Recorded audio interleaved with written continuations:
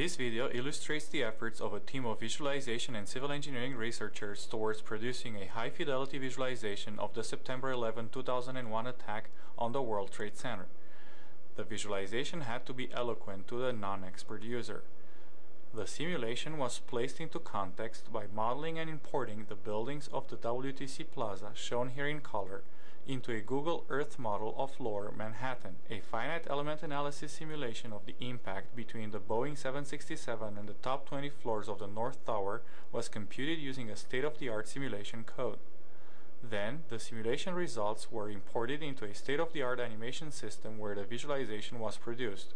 The simulation tracked the impact over 3/4 of a second real time.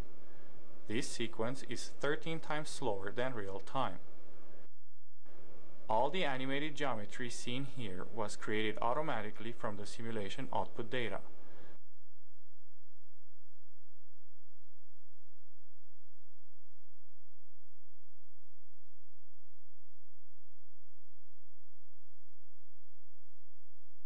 This sequence visualizes the aircraft trajectory between the facade and the structural core of the building.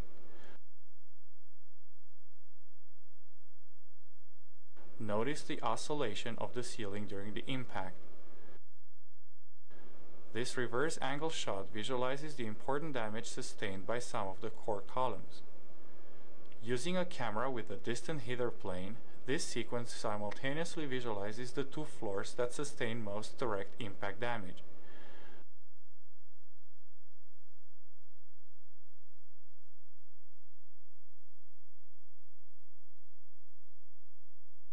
Notice the right engine titanium shaft, which traverses the building virtually intact.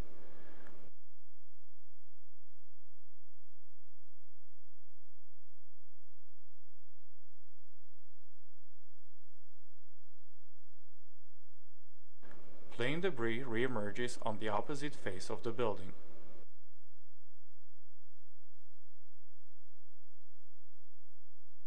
The jet fuel in the central and two wing tanks was simulated using smoothed particle hydrodynamics, or SPH. Nearby fuel particles were lumped together in the animation system, and the fuel was rendered with reflections and refractions using a ray trace material. Notice how the wing tank fuel disperses first, as the wings are considerably damaged by the facade. The core columns are essential to the structural integrity of the building. This sequence visualizes the damage to the core columns and to their connecting horizontal beams by rendering all other entities with transparent materials.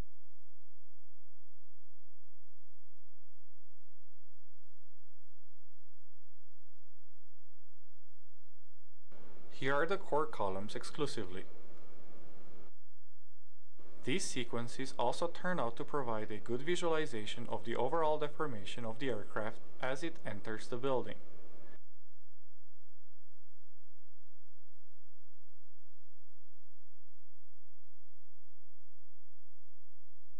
The simulation did not consider the effects of the explosion and of the ensuing fire. Here, the fuel particles were used in the animation system to automatically produce a plausible fire visualization. As can be seen in this side-by-side visualization, the simulation fuel particles control the fire computed by the animation system.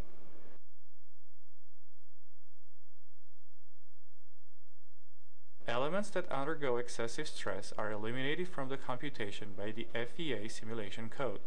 These eroding elements correspond to entities that disintegrate, such as a slab of concrete turning into dust. Although they do not have much relevance from the simulation standpoint, eroded elements are important for the visualization. Eroded elements are used in the animation system to automatically create and control visual effects such as dust and glass shards.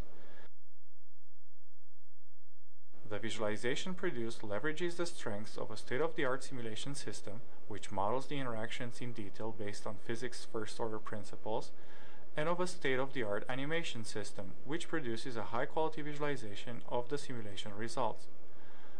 This was made possible by developing a scalable translator that automatically converts the simulation output data into an animation scene. The translator is general and reusable in the context of other simulations.